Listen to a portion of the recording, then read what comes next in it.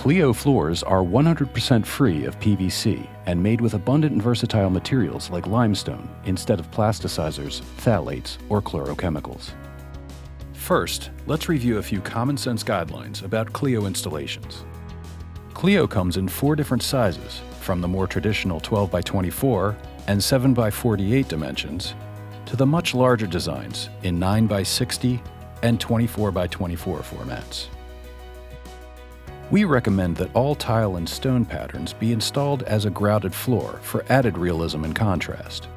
And while the wood designs can be installed edge to edge for a traditional look, they can also be grouted for a more dramatic effect.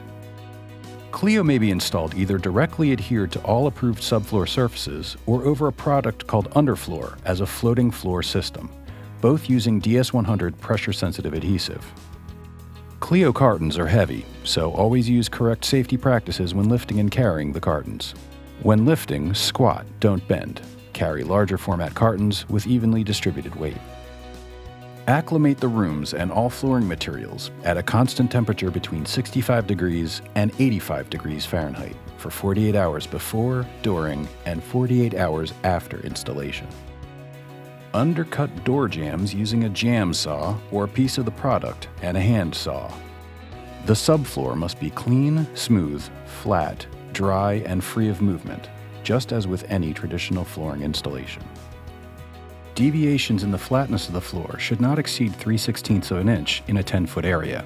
Patch low spots with a Portland cement-based latex patching compound.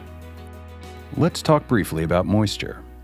Cleo is waterproof, but it is not a moisture barrier. It's critical to make sure the concrete is fully cured and tested for moisture. Excess moisture emissions from concrete can cause mold and mildew problems in your home. Okay, let's get started on the installation. Snap a chalk line down the center of the room.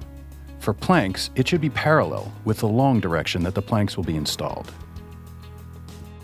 For tile, snap perpendicular chalk lines down the center of the floor to divide the room into equal quadrants. Once the floor is prepared and starting lines have been established, thoroughly sweep the floor one more time. Spread the adhesive over 1/2 the floor up to the center line using the correct trowel size or a trowel blade adapter included with DS100. Allow the adhesive to dry completely to a tack, normally 30 to 60 minutes, but longer in cool or humid conditions. Adhesive will turn from light blue to translucent and not transfer to your finger when dry. Install the flooring from several different cartons to achieve a random appearance. Some patterns have up to 60 distinctly different planks or tiles to provide a non-repetitive visual. Install the flooring to achieve a balance of color without clusters of similar planks or tiles. Install planks starting along the center line. Place the end joints together without excessive force or tightness. Continue installing the planks in a random fashion with the end joints offset at least 8 inches apart.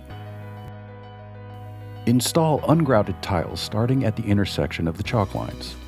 Place the end joints together without excessive force or tightness. Lay the tiles in a stair-stepped pattern.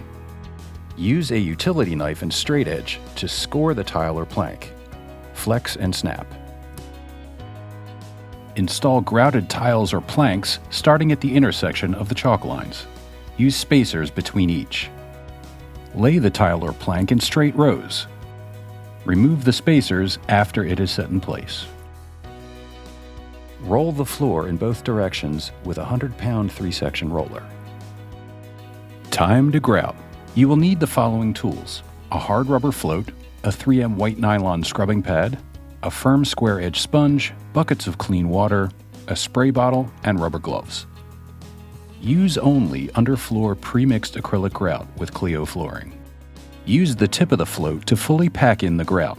Extend the grout a few inches into the next row. Remove excess grout from the surface by holding the float at a 45-degree angle to the floor and moving diagonally across the joint.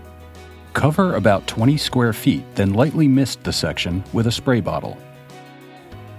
Allow the water to remain for about 30 seconds, then lightly run a damp 3M white nylon pad over the area in a circular motion. With a square-edged sponge, remove the excess water by wiping diagonally across the joint. Rinse the sponge in clean water and change the rinse water often. Allow 24 hours for the grout to dry. Remove the residual haze with water and a sponge or an ammonia-based glass cleaner to make the job easier. Underfloor provides an alternative to direct bonding to the subfloor and can help address various subfloor challenges. Install underfloor with the shiny side down just prior to the installation of the flooring. And trim it to fit, allowing a 1/4 inch space between the edge of the sheet and the wall. Unroll the second sheet and position it with the seam edge butted lightly up against the first sheet.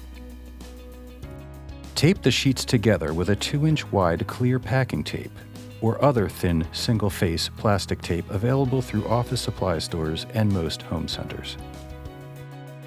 Apply the tape centered directly over the top of the seam edges. Roll the tape with a steel seam roller. Check our website at cleoflooring.com for Cleo's detailed instruction guide for residential installation, which includes diagrams, layout style recommendations, and repair instructions for both tile and plank floors. And that's it.